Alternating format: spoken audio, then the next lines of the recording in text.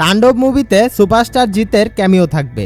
এবার দুই বাংলার দুই সুপারস্টারকে একসাথে দেখা যাবে তাণ্ডব মুভিতে। ভাই রে ভাই, যতই দিন যাচ্ছে তাণ্ডব মুভির প্রতি দর্শকদের আগ্রহ ততই বাড়ছে।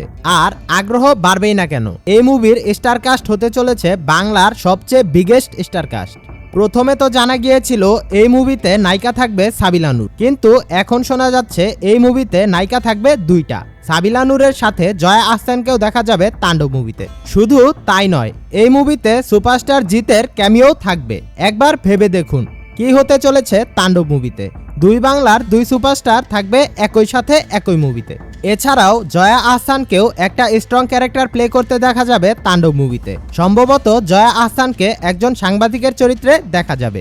আর যতটুকু জানা গেছে তাতে মনে হচ্ছে দেশের একটি টেলিভিশন চ্যানেলের হামলাকে কেন্দ্র করে এগিয়ে যাবে তাণ্ডব মুভির গল্প, এবং ওই টেলিভিশন চ্যানেলের সাংবাদিক থাকবে জয়া আহসান। গত বৃহস্পতিবারে জয়া আহসান তাণ্ডব মুভির শুটিংয়ে যুক্ত হয়েছিলেন, এবং আগামী 9 মে তাণ্ডব টিম কলকাতায় যাবে শুটিংয়ের জন্য। ওইখান থেকে সুপারস্টার জিৎ শুটিংয়ে যুক্ত হবেন। পরিচালক রায়হান রাফি আগেই বলেছিলেন যে তাণ্ডব মুভি দিয়েই বাংলা মুভিতে ইউনিভার্স শুরু করতে যাচ্ছেন তিনি। যদিও শুরুতে বলা হয়েছিল এই মুভিতে আফরান নিশোর ক্যামিও থাকবে, কিন্তু সাকিব ভক্তরা সাকিব খানের পাশে আফরান নিশোকে গ্রহণ করবে না, তাই আফরান নিশোকে বাদ দিতে বাধ্য হয়েছেন পরিচালক রায়হান রাফি। তবে এই মুভি দিয়েই বাংলা মুভিতে ইউনিভার্স শুরু হতে যাচ্ছে এটা 100% শিওর। আর সম্ভবত এই ইউনিভার্সটা ক্রিয়েট করা হবে দুই বাংলাকে একত্রিত করে, যেখানে এপার বাংলা ও ওপার বাংলা দুই বাংলার সুপারস্টাররাই থাকবে। যদি সত্যি বাংলা ফিল্ম ইন্ডাস্ট্রিতে ইউনিভার্স ক্রিয়েট করা হয়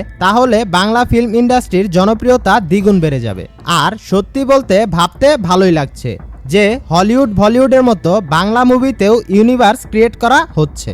তবে সবচেয়ে বড় কথা হচ্ছে সুপারস্টার জিতের ক্যামিও থাকলে তাণ্ডব মুভি হবে বাংলাদেশের one of the biggest movie. তো তাণ্ডব মুভির এই আপডেটগুলো শুনে আপনার কেমন লাগছে অবশ্যই কমেন্ট করে জানাবেন।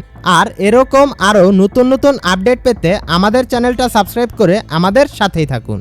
সকলেই ভালো থাকবেন, সুস্থ থাকবেন। আল্লাহ হাফেজ।